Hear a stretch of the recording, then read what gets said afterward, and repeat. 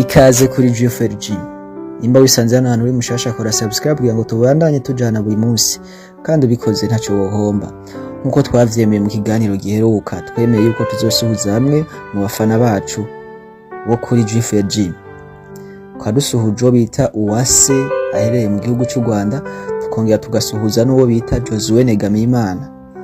Hama nawe nimba wipfuza yuko tuzokuvuga mu kiganiro gikurikira, twandikire muri commentaire.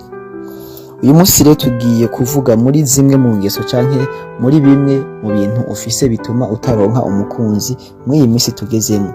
Nimba ugifise ibyiyumviro canke nimba ukibona ibintu uku bizotuma usanga uri wenyene, kubera yuko isi iri kiriruka, ibintu biriko biragenda kundi muvuduko kandi ntibikimeze nka kera, ntibikiri nkuko twavyibaza nkuko twayibona kera. Nico gituma rero ukwiye kuraba ko nawe uri mu bantu bafise ibyiyumviro kugira ngo uhebane navyo, kugira ngo ushobore kuronka ico bita umukunzi.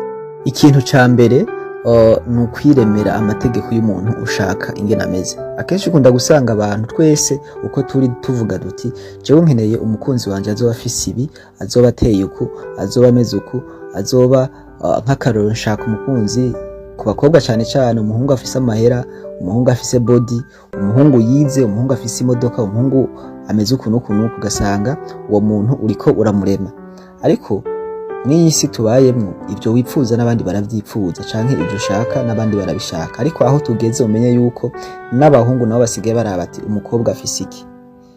Kwa kundi usanga ubu uye umubosi ahura n'umubosi, umukobwa ntaco ufise ntaco warondeye, umuhungu arakubwira ati wewe uje kundira amafaranga yanje, umukobwa nawe akavuga ati wewe umuhungu ufise iki, ntaco ufise uje kundira amafaranga yanje. Rero nimba wewe ukiri muri vya bindi uvuga ngo je nshaka ngo umuntu afise amafaranga, afise ibi, utariko urayarondera wowe ubwawe, wowe bizokugora cyane kubera yuko isi iri kiragenda yiruka, isi iri kiragenda yiruka kundi murindi. Kera niho byari bizwi yuko abahungu ari barondera amafaranga kugira ngo bazogende kurondera bakwe abagore, ariko ubu byarahindutse. Abantu bose baba bakobwa baba bahungu birukira kurondera amafaranga kugira ngo baze babeho ubuzima bwiza, kubera yuko ntibikiri by'abahungu gusa. Iki ni ikintu ca mbere ukwiye kumenya yuko udakwiye kwishiraho amategeko. Nimba ushaka gushira amategeko y'umuntu wipfuza, ivyo bintu wipfuza ko uwo muntu wewe nawe banza ubirondere. Nimba ushaka umuhungu afise body, amafaranga afise imodoka, nawe banza ubirondere nk'umukobwa uvuga ati je ndafise taye yanje, ndafise amafaranga, ndafise iyo modoka, rero si umuhungu ari we wese ushobora gukundana nawe. Rero no ku muhungu naho nyene nuko. Nimba uvuga ati je nipfuza umugore ameze uko nuko, tangura nawe ubuko kuntu. Shaka umugore ashiye bugufi, shaka umugore yitonda, shaka umugore adasambana, shaka umusheri atagenda arafata atavuga n'abahungu bose. Nawe nimba ubyipfuza tangura ubibe, kubera yuko uyisi tugezemwo uzohura n'umuntu afise imico nk'iyo ufise. Nimba wirirwa mu kabare, uwo muzohura n'uwo mu kabare. Nimba urya abana, umuzohura n'uwo nyine muzoba muriko murajyana. Rero nuko bimeze mwino minsi. Iri ni itegeko rya mbere. Imbere yuko wipfuza umuntu, banza ube uwo muntu wipfuza. Niko isi y'ubu iriko iragenda. Ikintu ca kabiri ngaha, ikintu ca kabiri kirakora ku bahungu cyane. Abahungu b'uyu minsi usanga yaragiye atembera ahura n'abakobwa benshi, akavuga ati abakobwa wapi, akaca avuga ati jewe nihagera kurongora nzorondera umukunzi akiri vierge, akiri sugi, kugira ngo abe ariwe dukora mariage, kuko abo baramaze kononekara. Aha umenye yuko uri kurihenda cyane, kubera yuko isi tugezemo namwe murayizi, ibintu biba bigoye cyane. Nimba wewe warashoboye gusohoka ukagenda abo bakobwa ukabona katari amasugi, menya yuko n'uwo wundi mukobwa wipfuza kuzotwara nawe yarasohotse, arabona yuko abandi bahungu bose ari birara canke babikora cyane, arindi yundi muhungu atarabikora. Rero ni kwa kundi muzoza guhura umenga umwe wese yararushe mu buryo bwiwe, hanyuma usange urabaye desi kandi bavuze ati jewe nshaka umukobwa akiri sugi.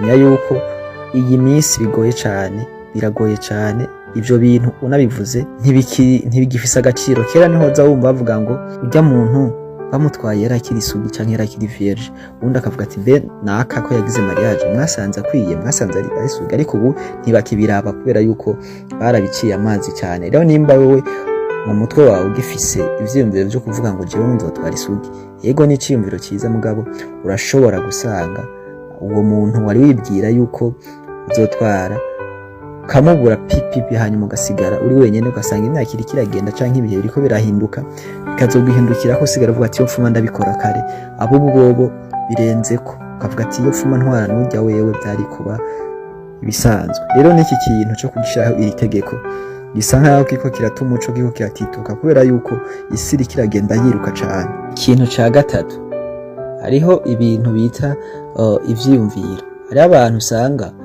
yipfuza umukobwa ari mu vyiyumviro, umukobwa atana hamwe arigera mubona mugasanga mu vyiyumviro vyo yaramaze kubaka ikintu kivuga giti je nshaka umukobwa ameze uko, akamurema nyene mu mutwe wiwe ugasanga abo bihura bose ntiyigera ba satisfait, ntiyigera yumva yuko yujujwe n'uwo muntu bari kumwe bivanye n'ibintu yamaze gushira mu mutwe canke n'ibintu yamaze kurema mu mutwe wiwe. Aha rero haba hariyo ingorane nyinshi cyane ku buryo n'umugore muzobana canke n'umuntu mwa muri kumwe utigera ubona yuko ahagije, ku buryo ushobora kuba muri kumwe abantu bakavuga ati urya musheri wawe ni mwiza, urya mukobwa muri kumwe ni mwiza canke urya muhungu mukundana ni mwiza, muga kubera ibyo wamaze gushira mu mutwe wawe ugasanga nta kintu na kimwe kiko kiravansa, umubona umenga wapera akana dafise ari akanta arakwiza. Agenda kubwira ikintu kimwe mu buzima, ubuzima akenshi ibyo twipfuza sivyo turonka, ahubwo ibidukwiriye nivyo turonka. Kandi uzosanga akenshi umuntu yariruse kuri byinshi akiruka kuri benshi, ariko ugasanga ahuye n'umuntu atari yibaza canke atari yiteze, ugasanga nibo barambanye nibo babanye kandi muri gahunda ziwe umuntu atarayimva. Uzogende mubiza amatemonyage menshi y'ingo canke y'abantu bakundana ahubwo ati jewe umuhungu ijya mbere umunsi duhura je sinamwiyumva mu canke uyu mukobwa nabona umengana ibintu biraho, ngo ko misi yagiye irahaca basanze biyumvanye. Ngo rero nimba nawe ari ikintu wamaze kurema mu mutwe wawe canke mu bwonko bwawe kuvuga ati jewe nipfuza umukunzi ameze uko, menye yuko ushobora kuzokwisanga uri wenyene, kubera yuko iyi si turiko turagenda tujamwo iriko iragenda yiruka cane ku buryo atamwanya wo kurindira uhari kugira ngo witekereze neza uvuga ati jewe bimeze gute kusamaye gato usanga ibintu vyahindutse.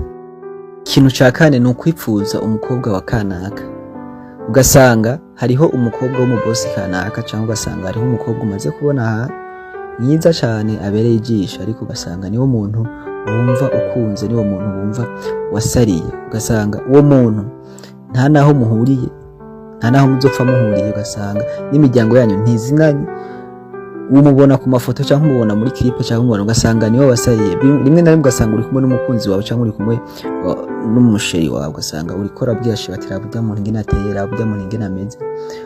Ibi iye rimwe na rimwe biratuma wumva yuko wo muri kumwe atagacira afise, ibi biratuma wumva yuko umukobwa ari umwe kwisi canke ari babiri, cyangwa umuhungu ari umwe kwisi canke ari babiri, mvana na n'uri karabivuga ivyo bintu. Rero iyi kintu cyo kwipfuza umuntu mutanazinanye, utazi ko mutazigera muhura, utazi naho muzohurira n'ukuntu bizogenda, ibintu byose ukabishira mu bitangaza, iki kiratuma wisanga uri ahantu uri wenyine, kubera yuko uriya muntu we wasariye nta nuko akuzi, nta nuko akwiyumvira, nta n'ikintu na kimwe, nta n'icyumvira gufise kubera ntazi yuko unanabaho.